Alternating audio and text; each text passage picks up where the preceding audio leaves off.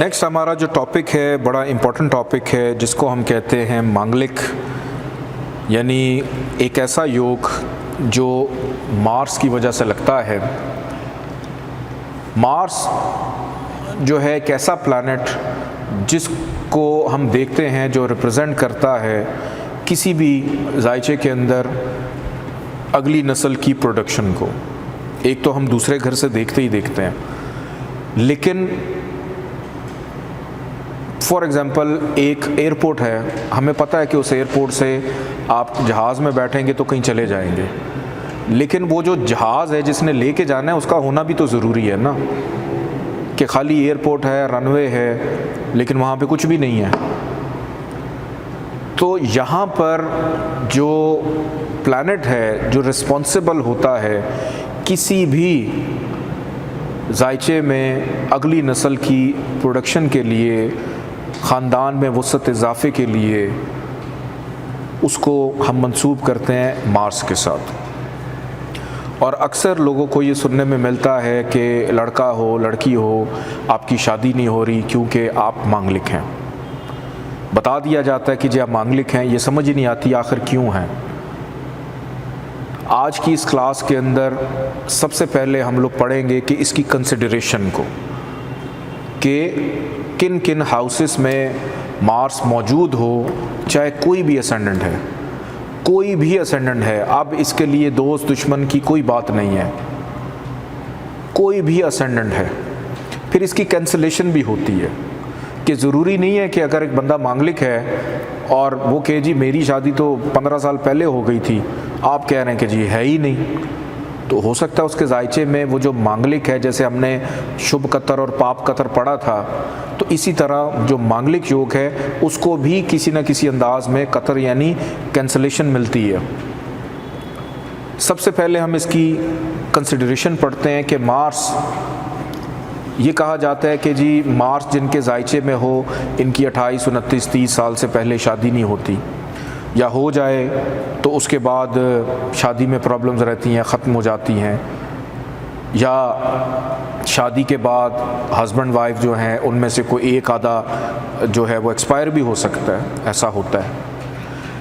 लेकिन पहली बात को मैं अंडू करूँगा कि ऐसा बिल्कुल नहीं है कि आप मांगलिक हैं तो 28, 29 के बाद आप दर्जनों शादियाँ कर लें, जी ख़त्म हो गया योग। नहीं, आप पैदाइशी एक योग लेके पैदा हो रहे हैं, वो तो तब तक चलेगा जब तक आप जिंदा हैं। और इसके इम्पैक्ट समटाइम्स इतने ज़्यादा सवेर ख़राब हो जाते हैं कि बहुत सारे केसेस में ये देखने में आया है कि अगर एक मांगलिक है और दूसरा मांगलिक नहीं है, तो जो नहीं होता या जो है उनमें से एक आधा इस दुनिया से जल्दी चला जाता है। इतना ज़्यादा इसका सवेर इम्पैक्ट होता है, क्योंकि मांगलिक ने अपने असरात ये देने कि उसने मियाँ बीवी के माँ बहन जुदाई पैदा करनी है, इख्तलाफ पैदा करना है। इख्तलाफ नहीं है तो जुदाई, जुदाई नहीं है तो फिर बंदा ही नहीं है। तो इतने ज़्यादा इसके सवेर इम्पैक्ट होते हैं। सबसे पहला हम ये देखते हैं कि लेट्स सपोज कोई भी जायचा है, कोई भी जायचा है, इसको मांगलिक भी कहा जाता है, इसको मंगलेश भी कहते हैं, इसको योग भी कहते हैं, इसको दोष भी कहते हैं। आप मांगलिक कहें, आप मंगलेश कहें, आप कुछ भी कह सकते हैं। उर्दू अदब के अंदर इसको मंगलेश कहते हैं, जब हम वैदिक सिस्टम पढ़ते हैं तो उसमें मांगलिक कहा जाता है। किसी भी जायचे के पहले घर में, किसी भी जायचे के चौथे घर में, किसी भी जायचे के 7वें घर में, किसी भी जायचे के 8वें घर में और किसी भी जायचे के 12वें घर में अगर मार्स मौजूद हो तो ऐसा शख्स मांगलिक होता है। क्यों? लेट्स सपोज मार्स पहले घर में है। पहले घर से मार्स की 3 नज़रात को अपने जहन में रखिएगा, चौथी, 7वीं और 8वीं, कि अगर जायचे के फर्स्ट हाउस में मार्स मौजूद है और यहाँ से वो नज़र डालता है जायचे के 7वें घर में, यानी अज़दवाजी ज़िंदगी के घर पे वो नज़र डाल रहा है, तो ऐसा बंदा मांगलिक होता है। इसका कनेक्शन होता है 7th हाउस के साथ। सिर्फ एक जगह पे ऐसा है जहाँ पे इसका कनेक्शन नहीं है, बाकी जगहों पे इसका कनेक्शन है। फिर फिर उसके बाद हम बात करते हैं जायचे के चौथे घर की, कि किसी भी जायचे के चौथे घर में अगर मार्स बाय बर्थ मौजूद हो तो ऐसा बंदा भी मांगलिक होता है। क्यों? क्योंकि इसकी चौथी नज़र 7वें घर पे पड़ती है। फिर उसके बाद मार्स अगर 7वें घर में आकर बैठ जाता है कि खुद उधर बैठा हुआ है, तो फिर ऐसा बंदा भी मांगलिक होता है। फिर उसके बाद जायचे के 12वें घर की मैं पहले बात करूंगा कि अगर जायचे के 12वें घर में मार्स बाय बर्थ मौजूद हो और कोई भी असेंडेंट हो और यहाँ से मार्स की 8वीं नज़र पड़ती है जायचे के 7वें घर पे, यानी तमाम के तमाम नज़र डाल रहे हैं या मौजूद है या नज़र डाल रहे हैं, तो ऐसा बंदा बाय बर्थ मांगलिक होता है।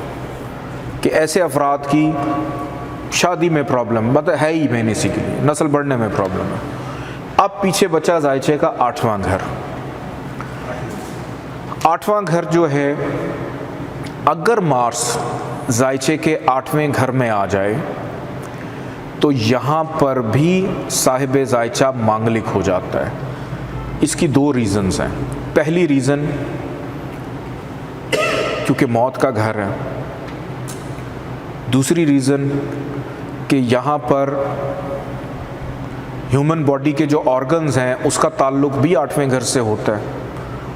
तीसरी रीज़न, शरीके हयात के फैमिली का घर है।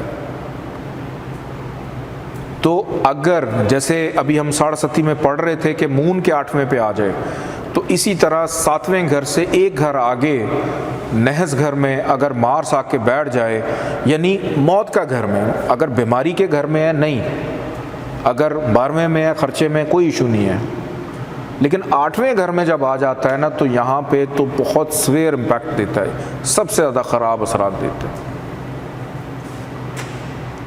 तो जायचे के पहले घर में, जायचे के चौथे घर में, जायचे के 7वें घर में, 8वें घर में और जायचे के 12वें घर में अगर मार्स मौजूद होगा तो ऐसे अफराद मांगलिक होते हैं या मंगलेश होते हैं। कुछ लोग कहते हैं जी जायचे के दूसरे घर में भी अगर आ जाए, जैसे हमने 8वें घर में देखा है, तो ये लोग मांगलिक। दूसरा घर तो है ही नस्ल का आगे बढ़ना, और दूसरे घर में अगर खुद आ गया वो बंदा जिसने नस्ल बढ़ानी है, तो वो कैसे मांगलिक करेगा? तो दूसरे घर के अंदर अगर मार्स मौजूद हो तो ऐसा बंदा मांगलिक नहीं होता। फिर कुछ लोग कहते हैं कि जी अगर छठे घर में चला जाता है, तो छठे घर के अंदर भी मार्स को हम मांगलिक नहीं कहते, क्योंकि ठीक है छठा घर बीमारी का है, लेकिन उसका कोई कनेक्शन नहीं बन रहा कहीं, ना ससुराल से बन रहा है, ना बीवी से, ना शौहर से, ना नस्ल से, ना पैदावार से, ना ख़त्म होने से। तो छठा घर जो है ये भी मांगलिक की कैटेगरी में नहीं आता। तो जो अफराद मांगलिक हों उनको मार्स के सदक़े करने चाहिए। मार्स जो है उसकी रेमेडीज़ के अंदर ये कि उनको मार्स के सदक़े करने चाहिए।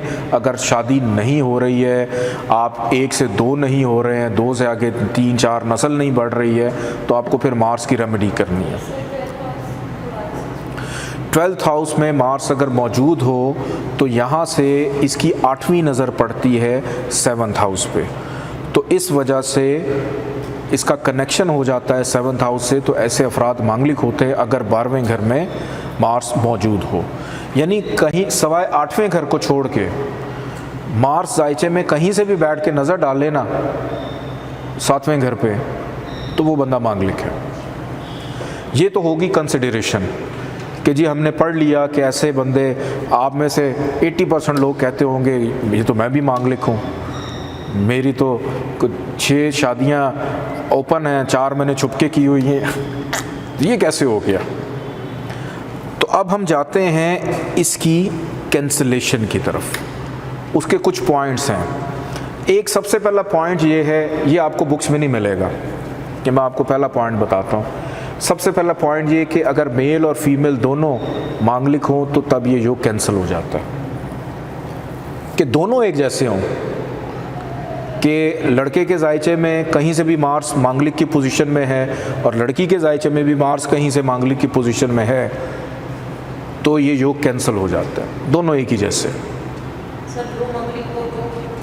दोनों अगर मांगलिक हों तो ये योग कैंसिल हो जाता है। और ये पहली इसकी कैंसिलेशन की कैटेगरी है। दूसरी इसकी कैटेगरी ये है कि अगर मार्स डिग्री वाइज वीक है, यानी जिसने ये योग लगाना है और वो 0 डिग्री पे है, वो 2 डिग्री पे है या 3 से नीचे है, तो फिर तब भी ये योग कैंसिल तस्वुर किया जाता है, क्योंकि जिसने ये योग लगाना है वो इस ताकत में नहीं है। नहीं, 3 से ऊपर होगा तो फिर ये असर देना शुरू कर देगा, ये अपने असरात देना शुरू कर देगा जी, कम इफेक्ट्स देगा। फिर इसका दूसरा कैंसिलेशन ऑफ मांगलिक योग, कि अगर मार्स जायचे में मांगलिक योग वाली पोजीशन पे मौजूद है और साथ सन आके बैठ जाता है और मार्स कंबस्ट हो जाता है, तो तब भी ये योग कैंसिल हो जाता है। अब यहाँ पे सवाल ये पैदा होगा कि क्या हम इसका स्टोन पहन के उसको एक्टिव कर लें तो क्या ये योग एक्टिव होगा? नहीं, आप इसका स्टोन पहन सकते हैं, ये योग नहीं एक्टिव होगा। मार्स को सिर्फ हम ताकत दे रहे हैं ताकि वो अपने जिन जिन घरों का मालिक है उन घरों का उसको फ़ायदा उस साहिब जायचा को मिलता रहे, लेकिन ये योग नहीं एक्टिव होगा। अगर मार्स कंबस्ट है तो उसका स्टोन आप लेके पहन सकते हैं, कंबस्ट की सूरत में भी ये योग कैंसिल। फिर इसके बाद if 7th house Lord is in 7th house, कि अगर 7वां घर और उसका रूलिंग प्लैनेट अपने ही घर में मौजूद हो तो तब भी ये योग कैंसिल हो जाता है। मिसाल के तौर पे आपके सामने एक जायचा है एरीज असेंडेंट का, कि एरीज असेंडेंट का जायचा है और 7वां घर बनता लिब्रा, वीनस अपने घर में है या कोई और भी हो सकता है, उसका अपना ही घर है। लेट्स सपोज कैंसर असेंडेंट है तो 7वां घर कैप्रिकॉन का बना, जोहल अपने घर में है, तो यहाँ पर 7वें घर में वीनस होगा। एक तो वीनस को मिला हुआ है मलाविया नाम का पंच महापुरुष योग, राजयोग मिला हुआ है, और मार्स किसी भी जगह पे बैठा हुआ है और वो मांगलिक की कैटेगरी पूरी करने की कोशिश कर रहा है, तब भी ये योग कैंसिल हो जाता है। कि जिस घर ने अफेक्ट होना है उस घर को बचाने वाला खुद उस घर में आ गया। जैसे हम नीच भंग राजयोग पढ़ते हैं कि मार्स अगर मौजूद है कैंसर में और उस घर का लॉर्ड आ जाता है, या किसी भी जायचे में को हबूत का स्यारा हबूत के घर में और उस घर का लॉर्ड वहीं पे मौजूद हो, तो वो उसको नीच भंग यानी कैंसिल कर देता है। इसी तरह 7th हाउस का लॉर्ड अगर अपनी घर में मौजूद होगा तो फिर मांगलिक की कैटेगरी ख़त्म हो जाएगी।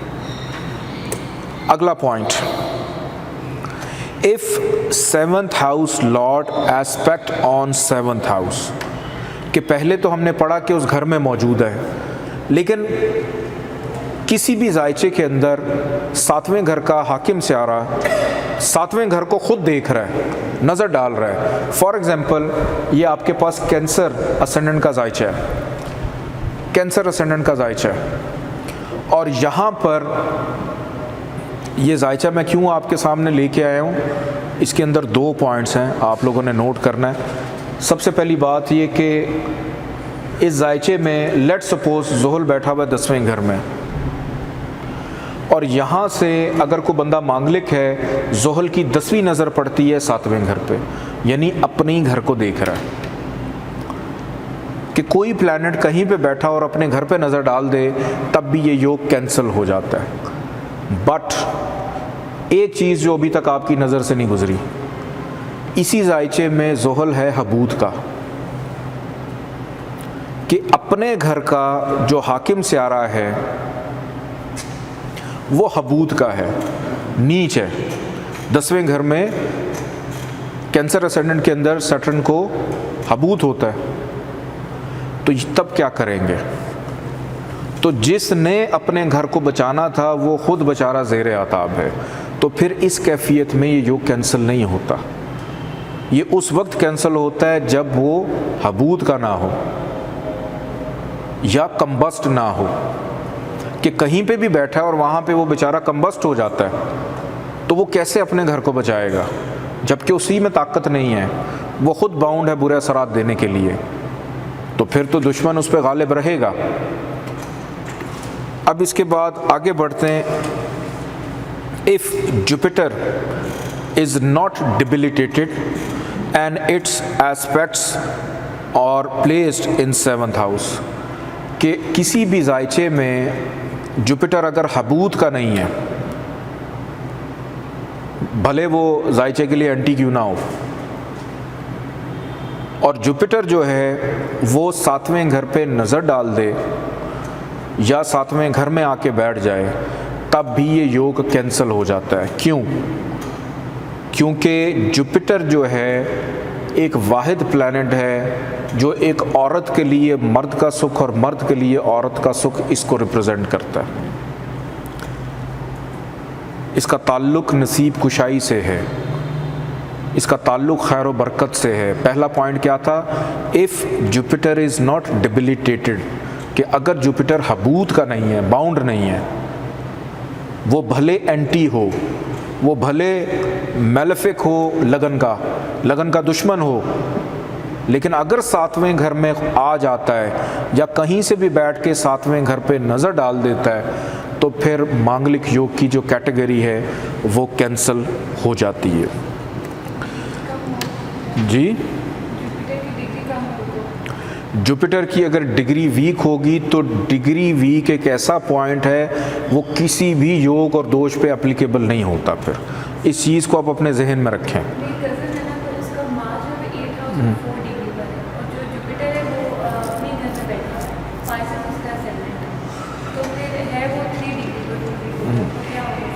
शादी हुई है उसकी कि नहीं है? कब हुई है? घर आ गई है ना, तो उसके देखें इम्पैक्ट आना, ख़राब आने शुरू हो गए हैं। ठीक, बिल्कुल 8वें घर में उसको मांगलिक किया हुआ है, प्रॉब्लम तो देगा वो, किसी न किसी अंदाज में देगा प्रॉब्लम। हाँ, स्फीयर प्रॉब्लम्स देगा वो। अब 3 से ऊपर चला गया, आप छोड़ दें जुपिटर जो भी कर रहा है, 3 से ऊपर चला गया हुआ है मार्स, और जुपिटर नज़र डाल रहा है 7वें घर पे, लेकिन देखें कहीं ना कहीं वो ख़राबी तो दे रहा है कि वो घर आके बैठ गई हैं। और वजह क्या होगी? हो सकता है उसको ससुराल में किसी ने कुछ कह दिया हो, अब मुझे नहीं पता क्या वजह। इसके बाद अगला point, if moon and Mars both are in 7th house.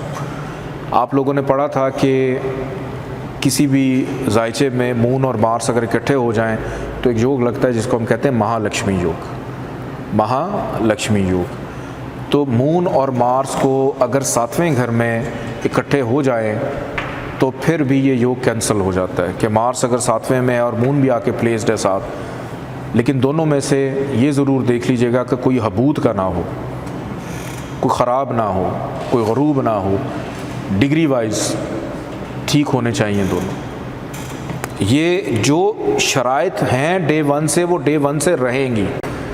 Degree, combust, हबूत, शर्फ, ये कैटेगरीज़ हर चीज़ में एप्लीकेबल होंगी, कि इवन शर्फ भी है और डिग्री वाइज 0 पे, तो ये शर्फ किसी काम का नहीं है। हबूत भी है और वो डिग्री वाइज 29 डिग्री पे, तो किसी काम का नहीं है। अब इसके बाद अगला इसका पॉइंट है, इफ़ एरीज और Scorpio is in the 7th house due to own house, यानी अगर किसी भी जायचे का 7वां घर या तो वो एरीज को मिल जाए लिब्रा असेंडेंट के अंदर, या वो स्कॉर्पियो को मिल जाए और वहीं पे मरीख आकर अपनी घर में बैठा हो, कि उसका अपना घर है, कि मार्स अपनी घर में है। मैं ये नहीं कह रहा कि मार्स जो है वो चाहे जायचे में कहीं भी दंदनाता फिरे, नहीं, उसका 7वें घर में होना ज़रूरी है, लिब्रा असेंडेंट में, या हम जायचे पे जाके भी देख लेते हैं कौन सा असेंडेंट बनेगा। जैसे टॉरस असेंडेंट को हम देखें अब टॉरस असेंडेंट के अंदर 7वां घर स्कॉर्पियो है, और अगर 7वें घर में मार्स यहीं पे मौजूद होता तो फिर भी अपनी घर में तो ये योग कैंसिल था। या लिब्रा असेंडेंट के अंदर मार्स अपनी घर में यहाँ पे मौजूद होता तो ये योग कैंसिल था।